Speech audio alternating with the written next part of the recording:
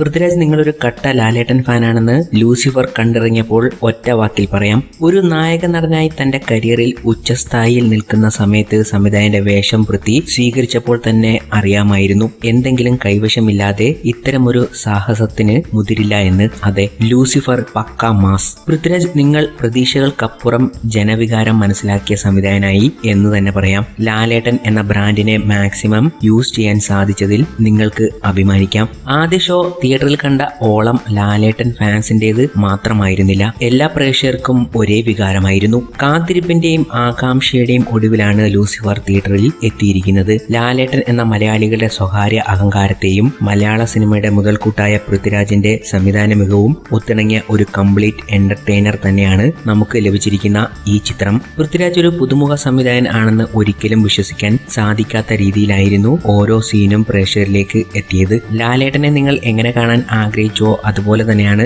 ഞങ്ങൾ പ്രേക്ഷകർ ഓരോരുത്തരും ആഗ്രഹിച്ചത്. അതുതന്നെയാണ് ലൂസിഫറിൽ കിട്ടിയിരിക്കുന്നതും. സ്റ്റീഫൻ നെടുമ്പള്ളിയായി മോഹൻലാൽ വെള്ളിത്തിരയിൽ മാറിയപ്പോൾ അദ്ദേഹത്തിന്റെ സൂപ്പർ താരത്തിലുപരി നടനെ തിരികെ ലഭിക്കുകയായിരുന്നു. അതിന് മലയാളി പ്രേക്ഷകർ നന്ദി പറയുന്നു. ആദ്യ പകുതിയിൽ പതിഞ്ഞ താളത്തിൽ ചിത്രം മുന്നോട്ടു പോകുമ്പോൾ രണ്ടാം പകുതിക്ക് ആവശ്യമായ ഒഴുക്ക് നേടിയെടുക്കാൻ ലൂസിഫറിന് ആകുന്നുണ്ട്. മികവേറിയ ക്യാമറ കാഴ്ചകളും കെട്ടുറപ്പുള്ള തിരക്കഥയും ഒരു നിമിഷം പോലും പ്രേക്ഷകനെ ബോറടിപ്പിക്കാതെ ഇന്റർവൽ പഞ്ചിലേക്ക് എത്തിക്കാൻ പര്യാപ്തമായതാണ്. എന്റെ കരിയറിൽ ഞാൻ എഴുതിയ ഏറ്റവും മാസ് തിരക്കഥയിൽ ഒന്നായിരിക്കുമെന്ന് പറഞ്ഞ മുരളി ഗോപി ശരിക്കും വാക്ക് പാലിച്ചു. മോഹൻലാൽ എന്ന താരത്തെയും നടനെയും ഒരുപോലെ ഉപയോഗപ്പെടുത്താൻ പ്രാപ്തമായ തിരക്കഥയും സംവിധാന ശൈലിയും ഒത്തുചേരുമ്പോൾ ക്ലാസും മാസും കൊണ്ട് രോമാഞ്ച നിമിഷങ്ങൾ സമ്മാനിക്കുന്ന ഒരു പ്രേക്ഷകാനുഭവം ലൂസിഫർ നൽകുന്നുണ്ട്. അമിത പ്രതീക്ഷകൾ ഒഴിവാക്കിയാൽ തീർച്ചയായും മലയാളികൾക്ക് ഇഷ്ടപ്പെടുന്ന ഒരു നോർമൽ പൊളിറ്റിക്കൽ ഡ്രാമ ജേണലിൽപ്പെടുന്ന ചിത്രമാണ് ലൂസിഫർ. അടി, ഇടി, പുക,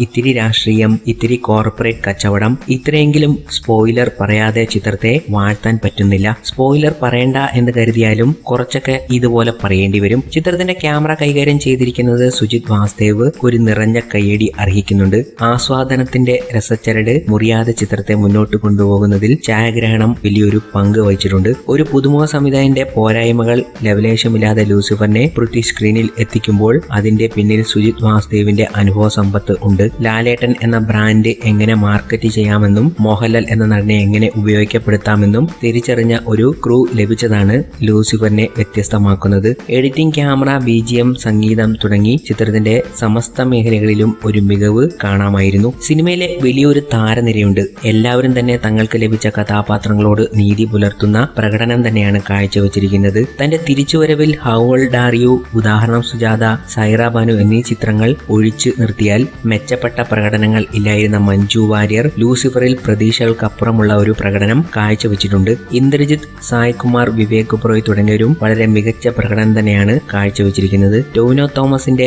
പ്രകടനത്തെ എടുത്തു പറയേണ്ട ഒന്ന് തന്നെയാണ്. ഒരുപക്ഷെ മലയാളത്തിലെ യുവനടന്മാരിൽ ഏറ്റവും പ്രോമിസിംഗ് ആയ ഒരു നടൻ ആണ് ടൊവിനോ. പലവട്ടം അത് തെളിയിച്ചിട്ടുള്ളതാണ്. ലൂസിഫറിലും തനിക്ക് ലഭിച്ച ചെറിയ സ്ക്രീൻ ടൈമിൽ വലിയൊരു ഇമ്പാക്ട് കൊണ്ടുവരാൻ ടൊവിനോയ്ക്ക് സാധിച്ചിട്ടുണ്ട്. മുരളി ഗോപി, പൃഥ്വിരാജ് ഫാൻ ബോയ്സ് കോമ്പിനേഷനിൽ തങ്ങളുടെ ആരാധ്യ പുരുഷനെ വെള്ളിത്തിരയിലേക്ക് ആനയിച്ചപ്പോൾ നമ്മളെന്നും തിരികെ ലഭിക്കാൻ എന്നാഗ്രഹിച്ചിരുന്ന ആ പഴയ ലാലേട്ടനെ ആയിരുന്നു കാണാൻ സാധിച്ചത്. എന്ന് പറഞ്ഞാലും അത് പഴയ ലാലേട്ടനല്ല, ഇത് പുതിയത് തന്നെ എന്ന് പറയേണ്ടി വരും. മലയാളം കണ്ട ഏറ്റവും വലിയ താരത്തിനെ താരമൂല്യം ലവലേശം കുറയാതെ എന്നാൽ അദ്ദേഹത്തിന്റെ നടനെ അങ്ങേയറ്റം ഉപയോഗിച്ചു കൊണ്ടുള്ള ഒരു മാസ് ക്ലാസ് കോമ്പിനേഷനാണ് ലൂസിഫർ. ഒരുപക്ഷെ ഇതുവരെയുള്ള ബോക്സ് ഓഫീസ് റെക്കോർഡുകൾ പഴങ്കഥയാക്കി ലൂസിഫർ മുന്നേറിയേക്കാം. സിനിമാ പ്രേമികൾ ഈ ചിത്രം ആഘോഷമാക്കിയേക്കാം. എന്നാലും ലാലേട്ടന്റെ പ്രതീക്ഷ മങ്ങിയ മുൻ ചിത്രങ്ങളെ അപേക്ഷിച്ച് ലൂസിഫർ എല്ലാം കൂടെ തിരിച്ചു തന്നു എന്ന് തന്നെ പറയുന്നു. അതെ, ആ മോഹൻലാൽ തിരിച്ചു വന്നിരിക്കുകയാണ്. എന്നാൽ ലൂസിഫറിൽ ചില പോരായ്മകളും എടുത്തു പറയേണ്ടതുണ്ട്. വലിയൊരു താരനിര എത്തുമ്പോൾ അവരെ പരിചയപ്പെടുത്തുന്ന സമയം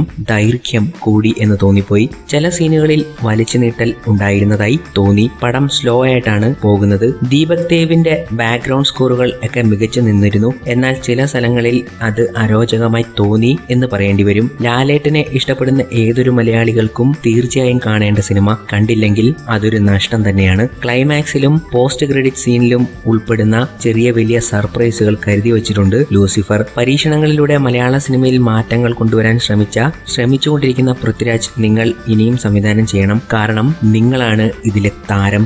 റേറ്റിംഗ് ആയി 5-ൽ 3.5 തന്നെ കൊടുക്കാം. അതിൽ കൂടുതൽ കിട്ടിയാലും അത്ഭുതപ്പെടേണ്ട. ലൂസിഫർ ശരിക്കും മികച്ച ഒരു എന്റർടൈനർ തന്നെ.